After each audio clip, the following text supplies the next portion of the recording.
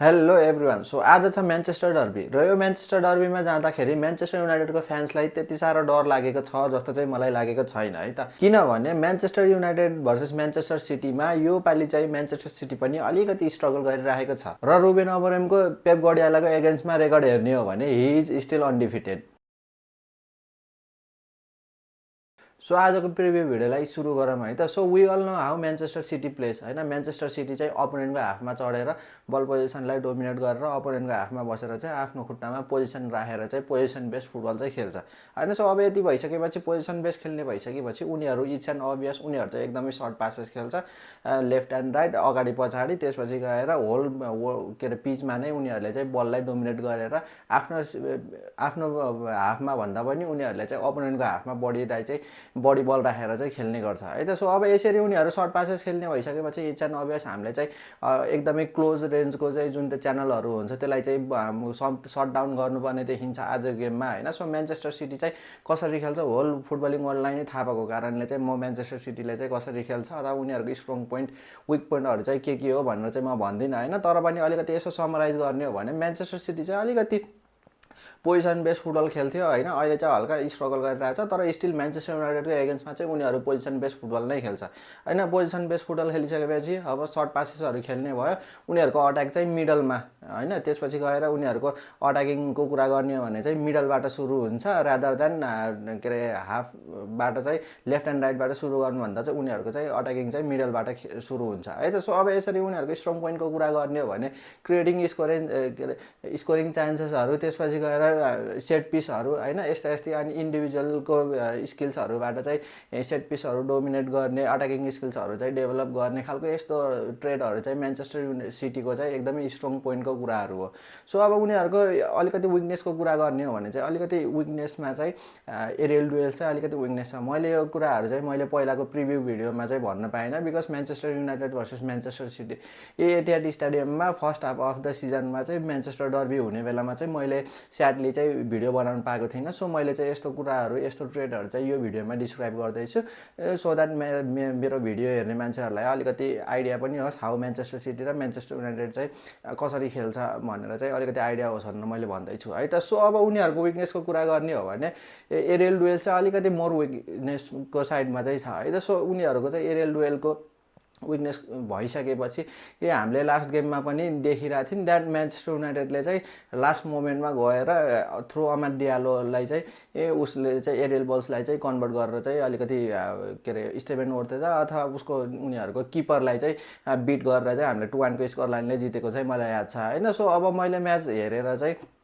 हल्का हाइलाइटहरू चाहिँ अथवा बिचबिचमा मोमेन्ट अफ द म्याचहरूमा चाहिँ हेरिरहेको थिएँ। सो मैले त्यो भिडियोलाई चाहिँ बनाएको थिइनँ होइन। सो अब यसरी उनीहरूको weakness one of the weakness चाहिँ एरियल डुएल्स भएको कारणले चाहिँ म उनीहरूको यसरी विकनेसलाई नै हामीले म्यान्चेस्टर युनाइटेडले चाहिँ आज चाहिँ क्यापिटलाइज गर्नुपर्छ जस्तो मलाई लाग्छ होइन। किनभने ह्यारी म्यागवायरले चाहिँ एरियल डुएल्स चाहिँ एकदम राम्रो बलहरू फाल्छ होइन। सो हामीले चाहिँ उनीहरूको डिफेन्सिभ बक्समा चाहिँ एरियल डुएल्सहरू म्याक्सिमम् फालौँ, त्यसपछि गएर जित्न सके जितेला, नसके चाहिँ हामीले लुज बल्सहरू सेकेन्ड बलहरूलाई चाहिँ कलेक्ट गर्न दौड्यौँ अथवा हाम्रो प्लेयरहरूलाई चाहिँ रेडी बनाएर राख्दा पनि त्यो एउटा चाहिँ एकदमै राम्रो ट्रेड अथवा त्यो चाहिँ एकदमै राम्रो चाहिँ हाम्रो फुटबलिङ टर्म्स चाहिँ अथवा ट्याक्टिक्स चाहिँ हुनसक्छ आजको गेममा है त। सो अब अर्को अलिकति विकनेसको कुरा गर्ने हो भने स्टपिङ अपोनेन्ट फ्रम क्रिएटिङ चान्सेसहरू चाहिँ अलिकति विकनेसमा परिरहेको छ योपालि म्यान्चेस्टर सिटीको होइन। किनभने म्यान्चेस्टर सिटीले चाहिँ कतिपय ठाउँहरूमा चाहिँ नयाँ प्लेयरहरू इन्ट्रोड्युस गरेको छ विन्टर विन्डो लागेसँगै होइन। सो उनीहरू चाहिँ अलिकति जेलअप हुन चाहिँ टाइम लाग्ने भएको कारणले नयाँ प्लेयरहरू चाहिँ पुरानो प्लेयरहरूसँग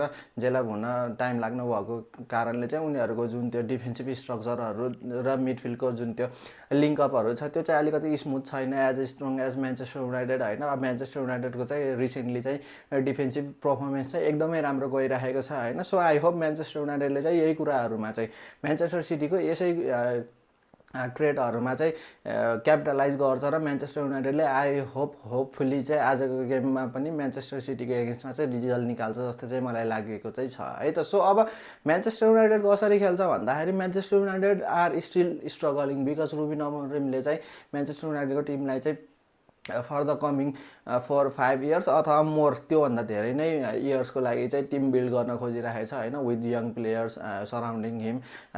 यङ प्लेयर्सलाई चाहिँ माइन्डमा राखेर चाहिँ म्यान्चेस्टर युनाइटेडको टिमलाई चाहिँ बिल्ड गर्दै गइरहेको छ होइन। सो वी हेभ टु के अरे सपोर्ट हिम इन द के अरे हरेक मोमेन्टमा चाहिँ उसलाई चाहिँ सपोर्ट गर्नुपर्छ होइन। डजन्ट म्याटर गेम जिते पनि हारे पनि ड्र गरे पनि we still have to support him होइन। किनभने उसलाई चाहिँ अहिले सपोर्ट गऱ्यो भने चाहिँ के अरे he will bring 4 to 5 years, at least 4 to 5 years of joy in our life जस्तो चाहिँ मलाई लाग्छ है। सो अब म्यान्चेस्टर युनाइटेड कसरी खेल्छ भन्दाखेरि 3-5-3-4-3 अथवा 3-4-2-1 लाई चाहिँ तीनवटा सेन्टर ब्याकलाई चाहिँ पार्टनरसिप राखेर चाहिँ दुईवटा विङ ब्याकलाई चाहिँ मिडफिल्डमा राखेर दुईवटा मिडफिल्ड, एउटा डिस्ट्रप्टर र एउटा लिङ्कअप प्लेयर अथवा होल्डअप प्ले गर्नेलाई राखेर अगाडि दुईवटा विङ्गर राखेर एउटा चाहिँ अपटपमा चाहिँ सेन्ट्रल फरवार्ड राखेर चाहिँ के अरे अलिकति मोर पोजिसन बेस्ड फुटबल भन्दा पनि काउन्टर अट्याकमा बसेर चाहिँ मोर फुटबल खेल्ने खालको ट्रेड चाहिँ म्यान्चेस्टर युनाइटेडको अन्डर रुबेन अमोरिम छ है त। सो अब यसरी म्यान्चेस्टर युनाइटेडले चाहिँ स्ट्रगल गरिराखेको मोमेन्टमा होइन, हामीले लास्ट गेममा चाहिँ सिटी ग्राउन्डमा गएर फरेस्टको एगेन्स्टमा चाहिँ 1-0 हारले चाहिँ आइरहेको छौँ होइन। सो यति बेला चाहिँ मोरल डाउन छ। सो म्यान्चेस्टर युनाइटेडले चाहिँ यहाँदेखि चाहिँ अलिकति केही पोजिटिभ रिजल्ट निकाल्नको लागि चाहिँ we have to come with the better mentality होइन। हाम्रो सोल्डरहरू चाहिँ ड्रप गर्ने खालको चाहिँ नहोस्। सो आजको गेममा चाहिँ अलिकति म्यान्चेस्टर सिटीले चाहिँ फिजिकल फुटबल पनि खेल्ने चाहिँ गर्छ होइन। So Manchester United should really prepare for everything होइन, साइकोलोजिकल्ली अथवा फिजिकल्ली जस्तो खालको गेम चाहिँ उनीहरूले डिक्टेट गर्नु खोज्छ त्यसलाई चाहिँ हामीले इदर लुज बललाई जितेर हुन्छ अथवा सेकेन्ड बललाई जितेर हुन्छ या त उनीहरूको एगेन्स्टमा नै पोजिसन बेस्ड फुटबल खेलेर नै हुन्छ।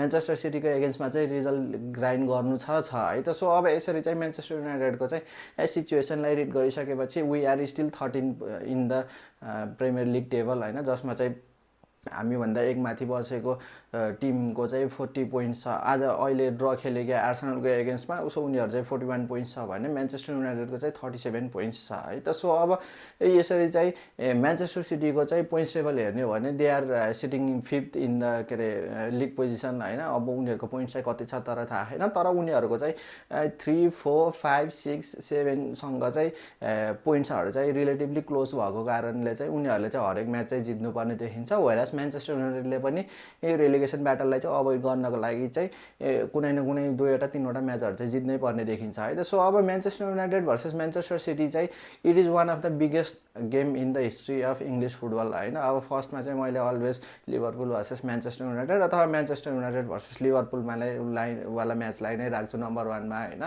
त्यसपछि गएर अरूले चाहिँ आर्ग्यु गर्न सक्छन् द्याट लन्डन डर्बी होला होइन, अरू पनि होला, अरू गेमहरू पनि होला, तर मेरो हिसाबमा चाहिँ this is the second biggest fixtures in the history of के अरे इङ्ल्यान्ड फुटबल होइन। सो आजको गेम चाहिँ अति नै रोमाञ्चक हुनेवाला छ र इन्ट्रेस्टिङ पनि हुनेवाला छ भनेर चाहिँ मैले अघि नै भनिसकेँ। किनभने म्यान्चेस्टर सिटी पनि हल्का हल्का चाहिँ स्ट्रगल गरिरहेको छ बिकज उनीहरूसँग चाहिँ रोद्री नभएको कारणले चाहिँ पेपले चाहिँ नयाँ प्लेयरहरू इन्ट्रोड्युस गराउँदाखेरि चाहिँ उनीहरू एक आपसमा चाहिँ जेलअप नभएको कारणले चाहिँ उनीहरूको जुन त्यो फङ्सनल स्ट्रक्चर छ होइन त्योले चाहिँ अलिकति लुब्रिकेटिभ भएर चाहिँ अलिकति फङ्सन नगरे जस्तो देखिन्छ भने म्यान्चेस्टर युनाइटेडको चाहिँ कोरदेखि नै हल्लिएको छ अथवा उनीहरू चाहिँ स्ट्रगल गरिरहेको छ। तर म्यानेजरको चाहिँ रेकर्ड हेर्ने हो भने पेप गार्डियोलाको एगेन्स्टमा चाहिँ हि इज स्टिल अनडिफिटेड होइन, चाहे त्यो स्पोर्टिङवाला गेममा चाहिँ 4-1 विन होस् अथवा के अरे एथिहाद स्टेडियममा गएर 1-2 स्कोर लाइनले नै जितेको चाहिँ किन नहोस् है त। सो अब यसरी Manchester United versus Manchester city